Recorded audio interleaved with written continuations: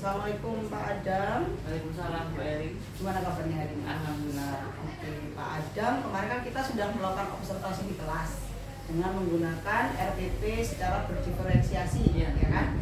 Nah, kalau saya masih ingat diferensiasinya kemarin adalah diferensiasi produk ya. Iya. Oke. Nah, menurut Pak Adam, setelah Pak Adam membuat RPP-nya, ya kan, setelah itu jenengan juga sudah mulai melaksanakan di kelas. Mencoba melaksanakan sampai 2 kali kemarin ya, di 2 kelas juga. Nah, kira-kira apa refleksi yang bisa jenengan berikan sekarang terkait pembelajaran, diferensiasi dan pembelajarannya seperti itu. Terkait diferensiasi dan pembelajarannya, mungkin akhirnya saya bisa lebih bisa mengontrol siswa atau lebih mencari pembelajaran yang pas untuk siswa ini sebenarnya kayak gimana.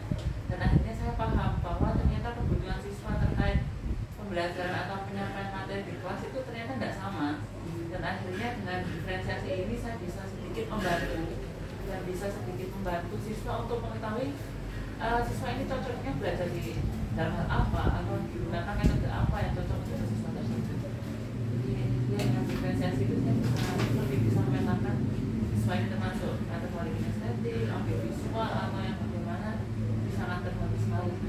Jadi bedanya sama yang sebelum mengenal diferensiasi seperti itu ya. Jadi yang sebelum mengenal diferensiasi kan saya pukul rata semua Bu. Jadi setelah paham diferensiasi, oh ternyata tidak bisa seperti itu, harus karakter siswa itu beda-beda, ternyata harus kita melakukan juga sesuai dengan karakternya juga ternyata. Oke.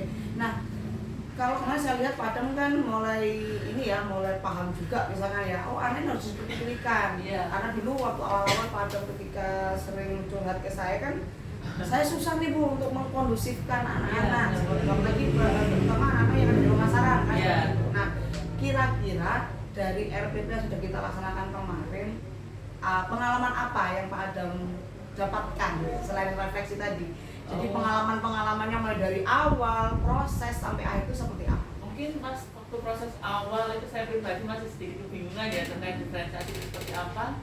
Tapi setelah Bu Eri jelaskan diferensiasi seperti ini dan langkah-langkahnya harus seperti apa dari awal, hanya bisa saya coba ke anak-anak. Mungkin anak-anak sudah kaget karena biasanya kan PPK ini tidak seperti itu.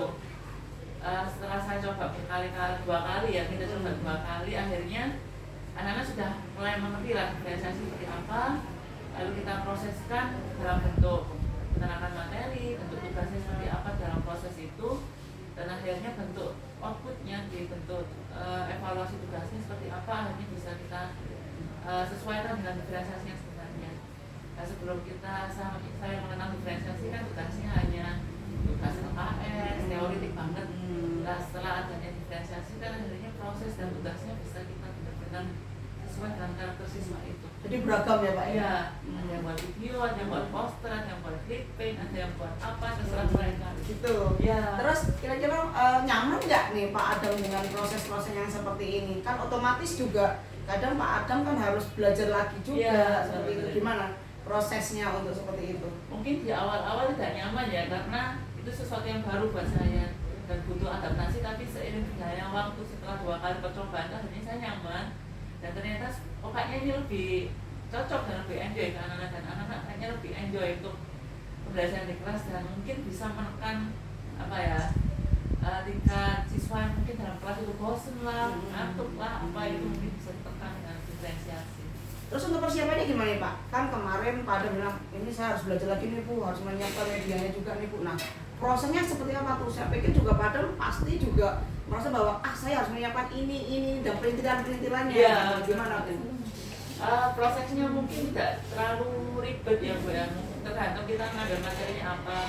Seperti contoh yang saya ambil di modul yang saya gunakan diferensiasi kan ancaman equalitas berhantam, dan ancaman ini kan sangat luas sekali.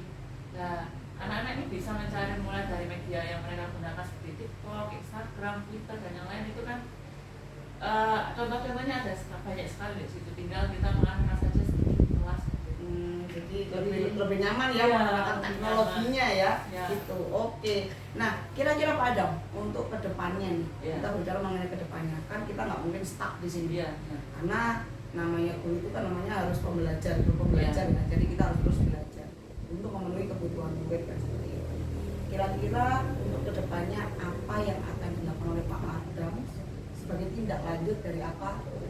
sekarang. Gitu. Tidak lanjut saya mungkin hari ini saya hanya bisa diferensiasi produk berbentuk video, klipin atau yang lain. Mungkin saya punya keinginan kedepannya anak-anak itu bisa membahas suatu dokumenter terkait misal perjalanan sidang seperti apa, atau proses hubungan internasional seperti apa, atau mereka membuat buku terkait prosedur gimana sih persidangan yang baik dan benar itu kayak gimana, atau prosedur kita di hubungan internasional yang baik dan benar itu kayak gimana, plus ada dokumentasi berbentuk videonya juga, ada filmnya. Jadi harus ada role-nya gitu ya. Jadi untuk jangka panjang. Jangka panjang. Berarti ini nanti bisa dibuat sejenis kayak proyek gitu ya? Iya. Rencana saya sih seperti itu, tapi kan kita juga perlu step by step. Nggak bisa langsung instan ya. Oke, terima kasih Pak Adam. Jadi intinya bahwa apapun yang kita lakukan hari ini jelas membuka pola pikir kita supaya kita menjadi lebih kreatif lagi di dalam pembelajaran seperti itu ya. Dan saya berharap sekali nih nanti ketika Pak Adam melakukan pola tindak lanjutnya, saya juga bisa ikut andil di dalamnya nanti seperti itu. Nanti juga masih perlu bimbingan lagi dari Bu Eri untuk bimbingan, kita sharing aja. Ya, untuk sharing-sharing atau sekedar untuk saling mengingatkan atau saling mengoreksi kira-kira dalam pembelajaran saya ada apa yang saya kurang, atau mungkin ada hal-hal yang perlu saya kembangkan lebih jauh lagi. Siap. Terima kasih ya Pak Adam ya. Assalamualaikum warahmatullahi wabarakatuh. Waalaikumsalam. Terima kasih juga Bu.